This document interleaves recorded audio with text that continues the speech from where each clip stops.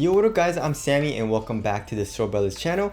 And this is my performance review of the UA Flow FUTR X. So this shoe is going for 120 bucks and it's $40 cheaper than the Curry 8.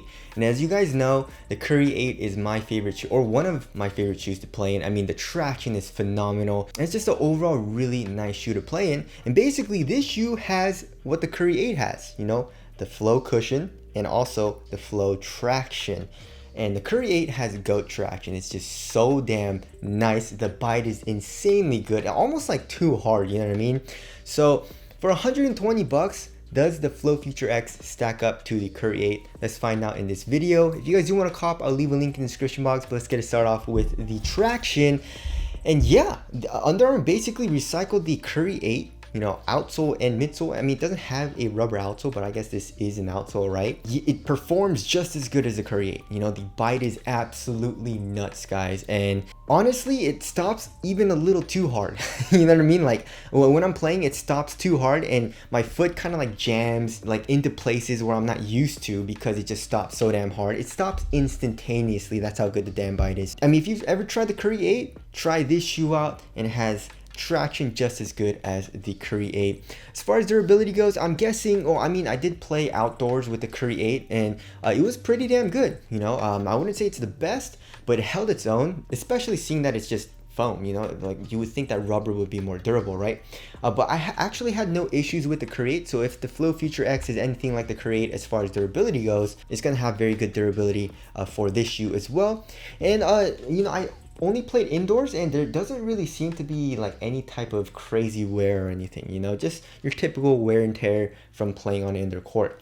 Also, as far as the dust goes, there's not a whole lot of dust pickup. I mean, I was playing on a clean court, and when I was playing on a clean court, I never had to wipe, obviously, because it's a clean court, right? It had insane bite. On the 24-hour fitness court, or where it's like super dirty and very dusty, I also really never had to wipe, you know, just a little bit. You know, it was super dirty in there. So when I was playing, it would pick up a little bit of dust and then the bite just wouldn't be as good, but it would still be a good bite. And I'd be like, oh, I want a better bite. So I probably need to wipe off a little bit of the dust. So I just went and it was clean. I had an insane bite.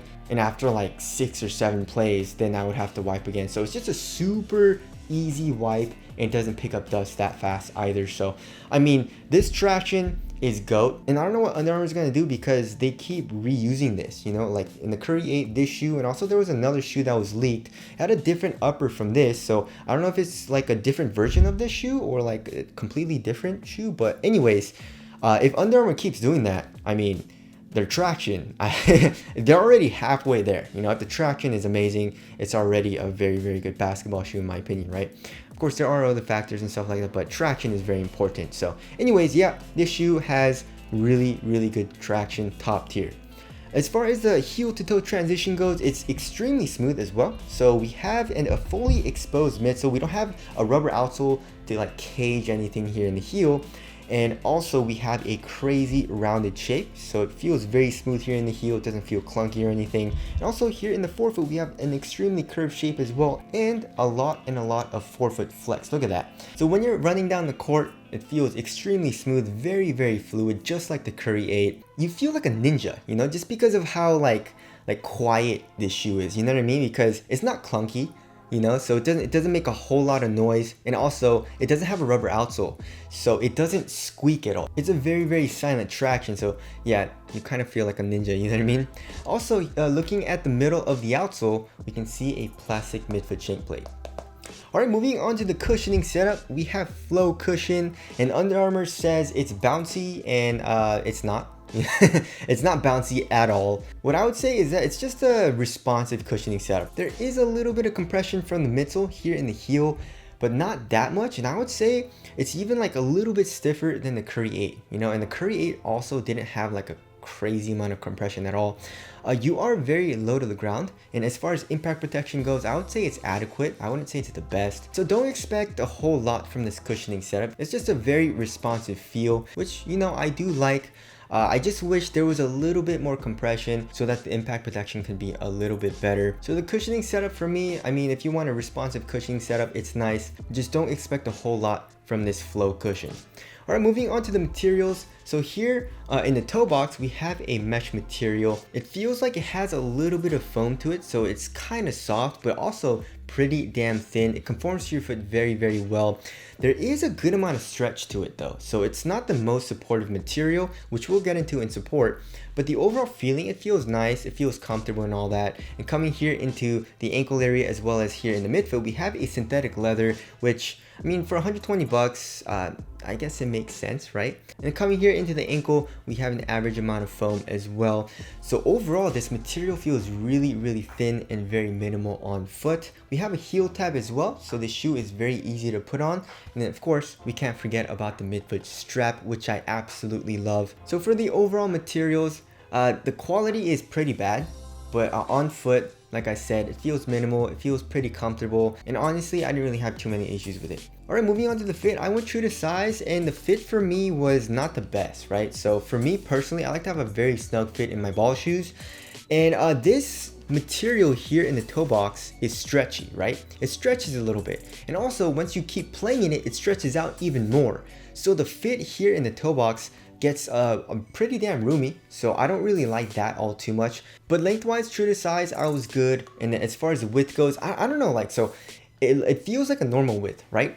But then, like I said, this material stretches out and stuff like that. So now it feels like it's a little bit wide even. So I definitely think the material choice wasn't the best here, especially here in the forefoot. Or maybe they should have like fused it a little bit, you know? They didn't like add any fuse, you know what I mean? It doesn't feel glued down at all. So I guess like that's a good thing, so it doesn't feel too stiff, but also it's not like not good because it's like not supportive and it like stretches out a lot, you know? So definitely for me personally, it wasn't the best fit, but you know, the midfoot strap kind of like helped with that, which we'll get into. All right, moving on to support and lockdown. So for lateral containment, I thought it was going to be bad, especially here in the forefoot, because like I said, this material isn't super supportive, but this midfoot strap actually helped a lot, right? So this midfoot strap is connected to these two red straps, which act as eyelets. So when you tighten the shoe, the strap kind of like goes in a little bit, and then once you tighten up the laces,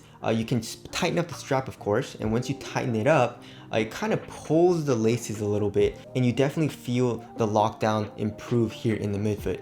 It was kind of weird because like when I was playing and doing lateral movements, I could feel my forefoot wanting to come out of the footbed a little bit, but it was kept in place by this midfoot strap, right? So I guess that is a good thing. So I didn't really have a whole lot of issues. Just watch out, you know, if you're a heavier dude, I feel like you might feel that a little bit more, but hopefully the midfoot strap does help contain you. Also here in the heel as well as here in the midfoot, you know, we have the foam coming up as well as like plastic here, you know, and an internal TPU heel counter. So lateral containment for me was good. I really like this strap. As you guys know, I usually don't like straps. It's because, you know, like the straps that Nike uses, like in the Zoom Freak 3 and like the Kyrie 6, are pretty useless. It's a very bulky strap, you know, it uses a very thick plastic, so it feels really bulky when you put it on, and it's just one way, you know, it doesn't have this like kind of system where it actually tightens and improves the lockdown like this shoe does. So usually I don't like straps like that, but if the strap is done right, you know, kind of like in the Why Not 0.3 and also in this shoe, then I do like it, you know. As far as the lateral stability goes, I had no issues with it either. I guess this Flow cushion does protrude out here in the forefoot a little bit, so that felt laterally stable as well. All right, moving on to the weight of the shoe. If I remember correctly, it's super light. It feels super light, right? So 10.44 ounces for the right pair, and then for the left, it's 10.55 ounces. So 0.11 ounce difference from the left to the right. Not a huge deal. Does it feel light? Yeah, it feels extremely light. It feels extremely minimal, and it feels really freaking responsive, guys.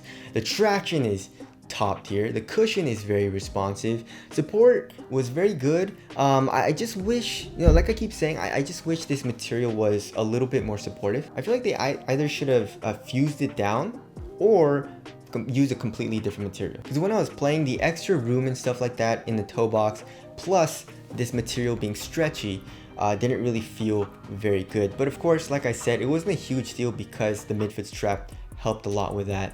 So when I was playing in it, like I said, I felt like a ninja. You know what I mean? Super quiet, but also very quick and light on my feet, just like the Curry 8. Alright, moving on to the ventilation. So as far as this material goes here in the toe box, there actually is a good amount of airflow, so my toes felt nice and cool. So the ventilation is pretty damn nice in this shoe. As far as the aesthetics go, I actually like it. You know, this colorway is pretty sick. I don't know, I just like how it looks. So tell us what you guys think of the aesthetics down in the comment section below. So wrapping things up, there definitely were a few issues with it. Nothing terrible or anything for me. I just wish the material was different here, or I guess a little bit more supportive. And also I wish the fit was a little bit tighter. I don't know what Under Armour did, because usually Under Armour makes a very snug fit. You know, I usually love the fit in all Under Armour shoes, usually, but I guess they just switched it up a little bit in this shoe, or maybe it was a material, I don't know. But anyways, those were the only two things, and they weren't like major issues either. So yeah, this shoe is freaking amazing, guys. Definitely cop. I mean, 120 bucks, you're getting top tier performance, top tier traction, cushion, very responsive. Nothing crazy or anything like that going on, and support I didn't have a whole lot of issues with. So yeah, I really enjoyed playing in this shoe, and I definitely think a lot of people will enjoy playing in this shoe as well. So if you're a guard, I feel like you will definitely enjoy this shoe. If you're a bigger guy, probably not the best option, you know, because like I keep saying, the support here in the forefoot, if you're bigger, you might feel it a little bit more, especially with the stretchier material. So if you're a guard and you like feeling quick, this is a great option. So anyways, that about concludes this review. Again, if you guys do want to cop, I'll leave a link in the description box. But that's it. Thank you guys for watching, and I'll see you guys in the next one.